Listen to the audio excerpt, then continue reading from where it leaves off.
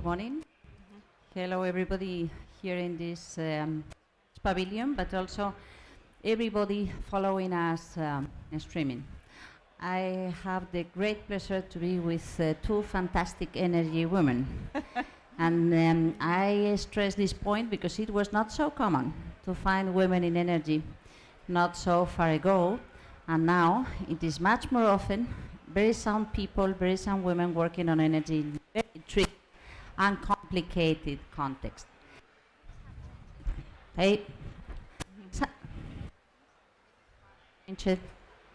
Things have changed a lot since last year, and probably we have many more reasons why we need to accelerate the energy transition, why we need to work together in different scales, different geographies, so to develop technologies that provide energy for all in affordable conditions, and of course to ensure the security of supply that used to be the traditional mantra on why we needed to rely on fossil fuels is slightly changing, dramatically changing in these last months.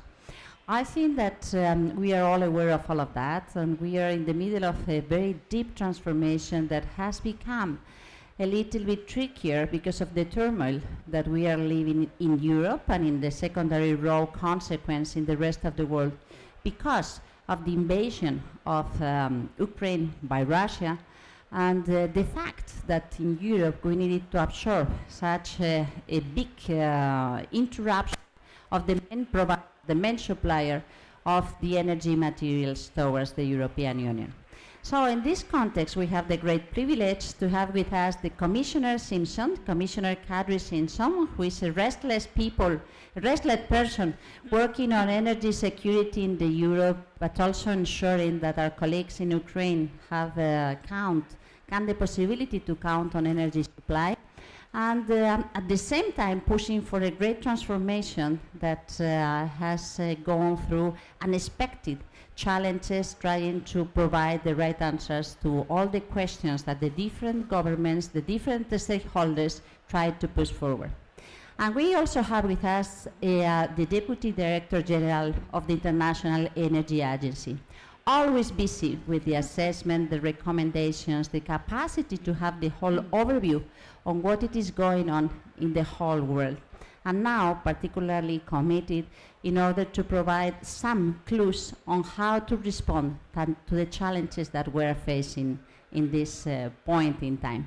So I would like to keep this half an hour conversation focusing on challenges and solutions. I think that this is the main point, how we can work together to accelerate, to provide proper answers to the current challenges. And I would like to start with Kadri Simpson, with the Commissioner in this Energy Day, so to have some clues, some possible ways forward at the European level, where I think that we have identified this as a great opportunity also to build Europe. And my question to you, dear Kadri, is how you foresee the capacity to accelerate the energy transformation in Europe. What are the tricky points that you have already identified, and what are the main recommendations that you could make to the different stakeholders, member states, but also stakeholders that are certainly present in the room? First of all, thank you so much, Teresa, for inviting me. And you were yesterday a great speaker in our EU Energy Day, so this was my duty, but also my will to participate today at your conversation. And to start with, I would like to share with you that we are at the very final stage with negotiating with our co-legislators on several important files, the files that were the core of our Fit for 55 proposal, and we made this proposal already 2 years ago. And I'm really happy that everything that we proposed is still necessary and ambitious enough to face also this current challenge. And in the summer of 2021, maybe I thought that these negotiations with member states will be very difficult to ask you to raise your energy efficiency targets and renewable targets. They are unique for each and every member state, but some of the member states were cautious. And now I can say that Council is even more ambitious than we were. And this is a great testimony that everybody understands our green transition. Accelerating renewables is an answer to current crisis. It's an answer how we can give ownership to small producers so that they can take care of their own production, but this is also the answer how consumers across Europe will be secured with more affordable energy than currently possible. And on top of that, this is also a clear confirmation that we do not plan to replace lost Russian fossil fuels with alternative fuels, so we will not increase our fossil fuel consumption. On the contrary, we will prioritize renewables. And then, of course, step by step, since this spring, we have proposed several emergency measures, and this is also an example how EU 27 member states and our energy ministers can reach and achieve agreements under immense pressure, but they will also be adequate to propose only these kind of measures that really work. So now we have regarded underground gas storage a strategic reserve status, strategic energy infrastructure status. Our underground gas storage is full. We agreed, and we have done so. We have cut our gas consumption by 15% in August and September, EU 27. We will target now electricity peak hours consumption during these hours. And this gives us assurance that despite the fact that we are in the middle of the energy crisis, we are committed with our long-term targets to cut emissions by 2030 at least 55%, and not a single member state has opened the phase-out date for coal. So together we will tackle this current crisis, and the solution will be green. Thank you so much, Kadri. And I think that we all agree on the need to develop our own capacity to be much more sound in terms of our energy system, much more interconnected.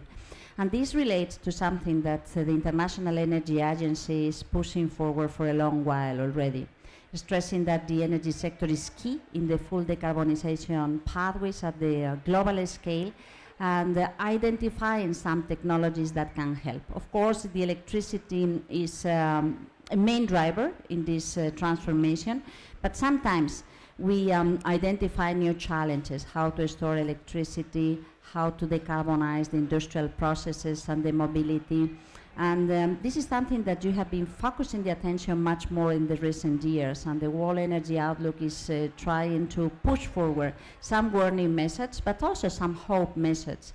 We in Europe like to talk about the strategic autonomy that this could also imply in terms of improving our capacity in the industrial processes and developing new solutions to decarbonize the economy.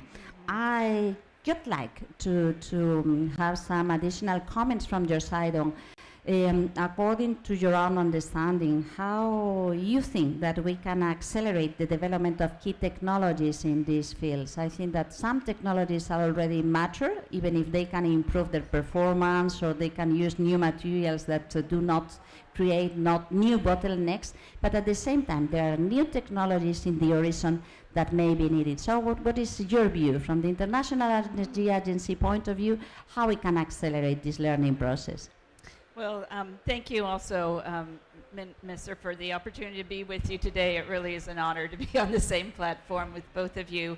And yes, you're absolutely right that as we look ahead to accelerating the clean energy transition, there are a lot of really important steps that need to be taken, and above all is really scaling up investment in renewables. The IEA has seen positive, encouraging signs in that, to that extent, but there's a much greater scaling up that still needs to be done. $2 trillion needs to be invested in the renewables area by 2030 and 4 trillion by 2050. We think it's possible, but it's going to require that governments, countries around the world really stay focused on how to get there. And as the Commissioner was also describing this morning, I think that the current crisis that we find ourselves in does provide a moment for a real critical turning point there. It's been a wake-up call, I think, for so many countries around the world in terms of the steps that are needed, not only in terms of diversification and ensuring energy security, but positioning ourselves so much better going forward by really scaling up the investment. So investment is a big piece of it, and as we're here at this Africa-centered COP, I think it's really important also to mention the need for much more financing investment, particularly in the clean energy transition in the emerging and developing world. We've seen very little uptick at all, even since the Paris Agreement in 2015, in terms of annual investments in clean energy. And of course, there's a need for continued investment in the innovation and the technology to continue to improve and to develop the kinds of technologies I think perhaps you're getting at, long storage batteries that will allow us to really further develop and strengthen the resilience of the electricity sector as our whole entire energy systems really become more focused and reliant on those systems. So the energy security, there will be significant energy security issues related to the new energy economy that we're creating that are really important to be thinking about. Another one of them, of course, is investing in sustainable critical minerals and ensuring that we have the lithium and the cobalt and the other kinds of minerals that are going to be so essential for really supporting the system as well. So there are a lot of different pieces to be looking at, and looking at very, I would say, strategically, to ensure that even as we move forward into an energy system that will be more sustainable and allow us to meet our net zero goals as well as our longer term Paris climate goals, that we're building a system that is going to be resilient and secure. Thank you. I think that you have pointed out something which is absolutely critical and difficult. Critical materials, how we deal with that and to what extent we can substitute some of them, how the circular economy can help to provide a share of that, and how we can keep on going also at the European level, because this was something that for a long while was not on the radar, was not part of the discussion, of the conversation, and it is increasingly important, the number of materials, rare materials being used in the new digital and renewable energy economy is much higher than it used to be, and this is already a challenge, and we need to pose some questions and to find some ways forward. But there are other issues around that are getting additional attention. In Spain, for instance, the interest, the appetite on green hydrogen, renewable hydrogen, is raising very high, and it's true that it may be part of the solution in the how to decarbonize the industrial processes and so on. And the European Commission is quite committed to this strategy on hydrogen, and we need to develop the technologies to produce, the testing on how we consume and the final uses for hydrogen, the regulation on how it can work and how it can be transported. And I think it could be very interesting, Commissioner, if you can share a little bit your views on how we can push forward the hydrogen agenda and why it is so important, and things have changed so dramatically in such a short period of time. Probably the economy of hydrogen has arrived before than we expected, no? Indeed, and it was only 2 years ago, July 2020, when we presented first ever EU flagship document, Hydrogen Strategy. And since then we have worked intensively to create a hydrogen market. So both these incentives for industry to uptake different technology, but also by financing electrolyzers. the Innovation Fund has dedicated significant sums to this, and now this spring created another situation where we had to analyze how we can replace 155 billion cubic meters of Russian gas, and one of the obvious alternatives could be green gas, biomethane, but also hydrogen for several industrial consumers. And that brought us to the situation where we announced that we will upgrade our targets.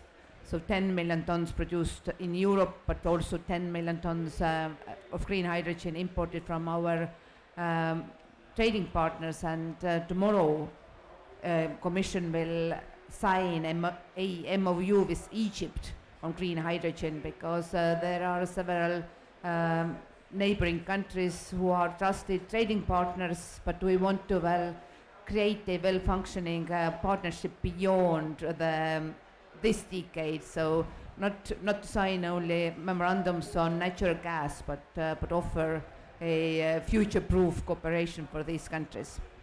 And then inside Europe, as you very well know, we have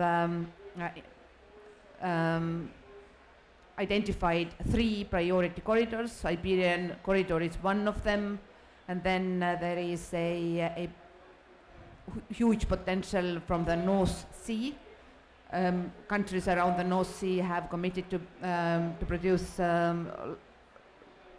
impressive volumes of offshore wind, and that means that there is also potential for hydrogen production. And the 3rd corridor inside Europe is coming from Ukraine. European Union has committed ourselves that we will help Ukraine to rebuild their economy. There is existing gas pipeline connection from Ukraine to Europe. Right now it still delivers some of the Russian natural gas, but it makes sense to upgrade it and give Ukraine an opportunity to become a green hydrogen producer themselves. And saying that, again, it brings me back to the Renewable Energy Directive, which we are negotiating with our co-legislators, and where we will also set targets for industry and transport for green hydrogen. We dare to do so because our estimations are telling us that by 2030 green hydrogen will be competitive against the hydrogen that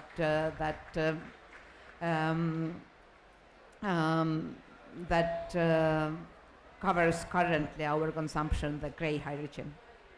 I think that the idea of boosting and a huge, fast deployment of renewable energy existing solutions being combined with these new technologies that we see in the horizon is the ideal pathway that we are trying to push forward. And one of the main questions is how the public policies can help for this to happen. We've seen some moves, some very interesting moves in the Biden administration in the last months. We in Europe are doing our best to accelerate the adoption of all the pieces of regulation in the context of the Fit for 55, in the Repower EU strategy, and so on and so on. But I think it could be very interesting also to have your views on how the International Energy Agency sees the forthcoming public policies. What could be your pieces of advice, where you should be focusing on, so to accelerate to the extent possible the full deployment of the capacity and potential of the renewable energy solutions, and how we should be paying attention to potential collateral side effects that could be worrying? Well, you've touched on what we think are some really very important public policy messages that have been set, signals that have been sent in recent months, particularly this year. But of course, the European Union has been really focused for some time, as you indicated, on their Fit for 55 proposals and initiatives, setting really clear goals and standards that send signals then to consumers and to the markets, and then can really help drive change. So.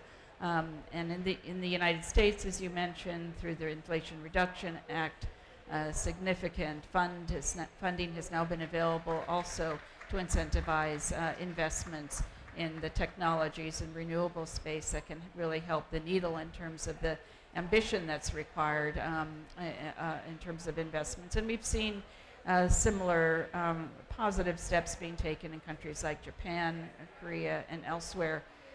All of those initiatives, public policy steps, we think really are making a significant difference, and we really encourage governments around the world to continue to work in that direction. We've been very pleased and honored to have the opportunity to work quite closely with the Commission and member states, especially during the challenging period that continues in terms of the energy crisis, in helping to talk about, and helping to develop recommendations for policy steps, whether it's starting small, with things like reducing the temperature and things and such minor steps, really kind of informing publics that everyone can contribute, that there's a role for everyone to contribute. We had a panel yesterday on energy efficiency, and there we see that significant gains certainly can still be made. And then I would mention, looking ahead, we're already in discussions with the Commission, as the Commissioner knows, and with member states about the challenges in the year ahead, right? We've already published a short piece and are looking to publish a bigger one before the end of the year that looks ahead to the next winter. And, congratulations for the very robust steps that have been taken to ensure that your storages are well filled this winter. But as we think ahead to the next year, there are new questions about where that gas is going to come from, with the continued decline, undoubtedly, of the Russian gas supplies, increasing competition on global markets for LNG. And we think that a discussion about issues such as gas, of course, while it's right on Europe's doorstep, no question, and you're significantly and most profoundly affected, that a broader discussion about gas markets and gas security is something that many other countries around the world are interested in and paying attention to, especially in Asia Pacific, for example. So that's also an initiative that the IEA has taken to establish a new task force on gas, and also a proposal for a ministerial session on gas early next year. So there's just a few of the things we're looking at. We know that there will continue to be challenges ahead, but we think collaboration, not only among IEA member countries, but really globally, is going to be key to all of this. Congratulations for this step forward. I think that it is very important, and we support very much the idea of having this task force working at the International Energy Agency on what LNG markets may mean, how we can ensure that in these turbulent transition times, gas does not become such a tricky, complicated issue as it has been in this occasion. And we are all expecting that this delivers in a much more meaningful manner, with suppliers and customers trying to identify the needs, the trends, and trying to provide some stability and some predictability on how things can evolve. And this is part also of our main discussions in Europe, how we can work and how we can ensure. The Commissioner started stating this point, which is very important. We are not backtracking on what we are already doing. Our horizon is still the same, and we still feel engaged and understand that this is an additional reason why we need to accelerate the energy transition. But sometimes people get a bit nervous on what it is going to happen this winter, or how we can focus the challenges for the next one. And I think that this is also very important to hear from the Commission, that there is a plan, there is a work being pushed forward to ensure that things will have the very short-term reaction capacity in place, but also thinking more strategically in the midterm. So, Commissioner, what we can expect for the rest of the year, and how we can deal, and just a very simple question, how we can help, how the member states, and in particular Spain, how we can help in this process. You have been a great help already. because Spain is very ambitious with your climate targets, and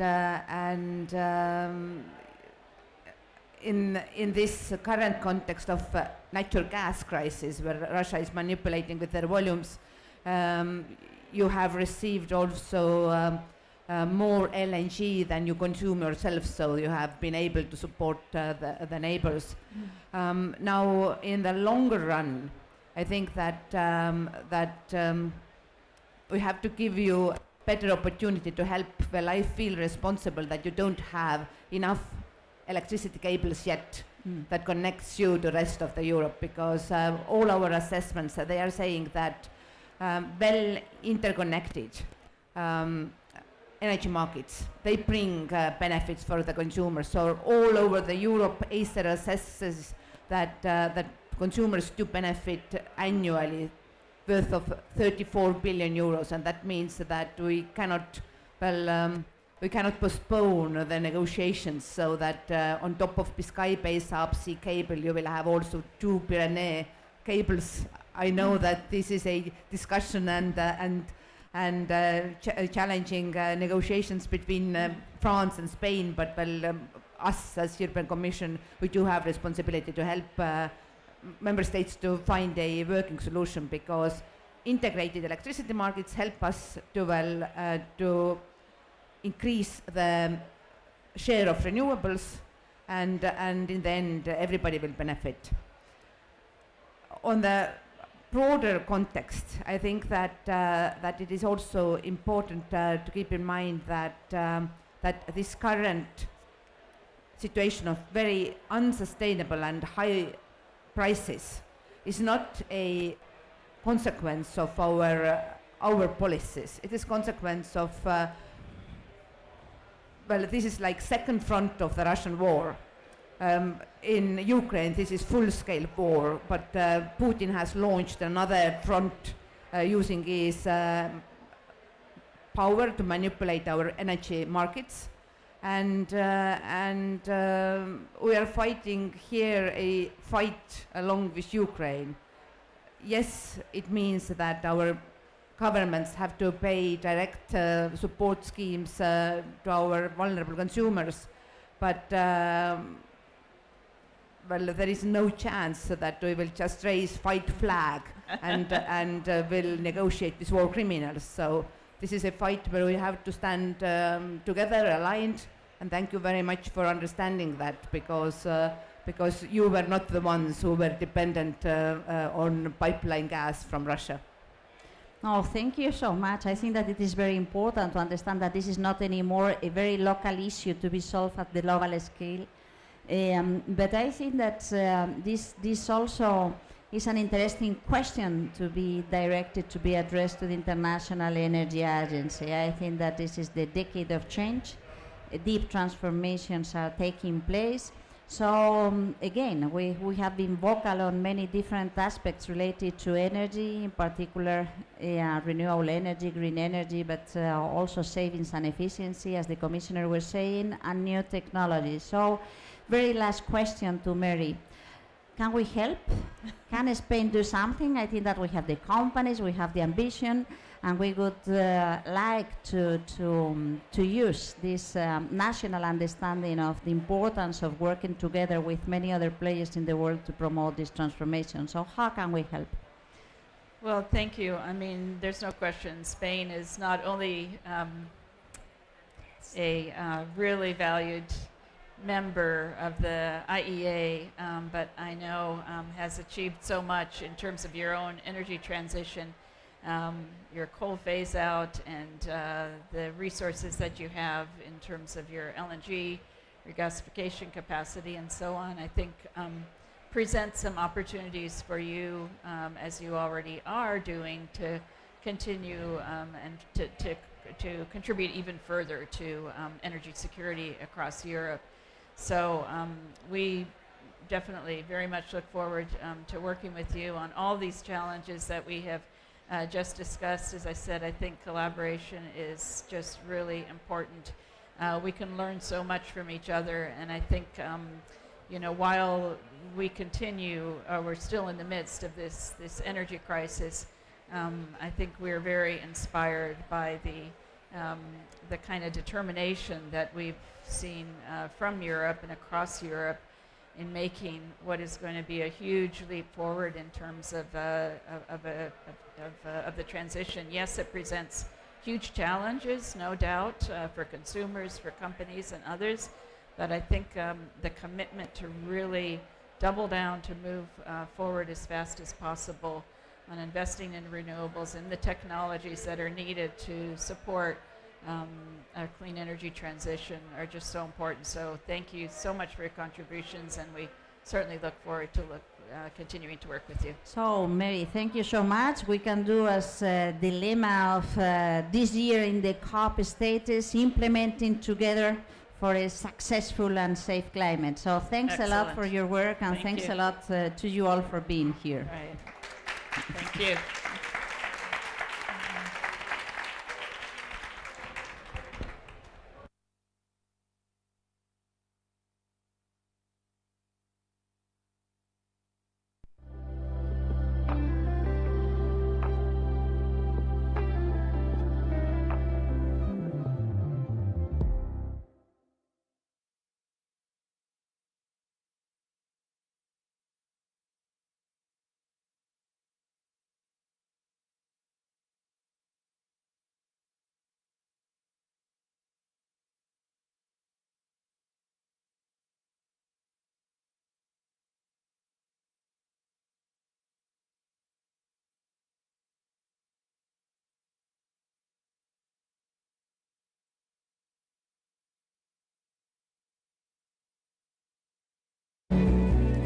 Desde hace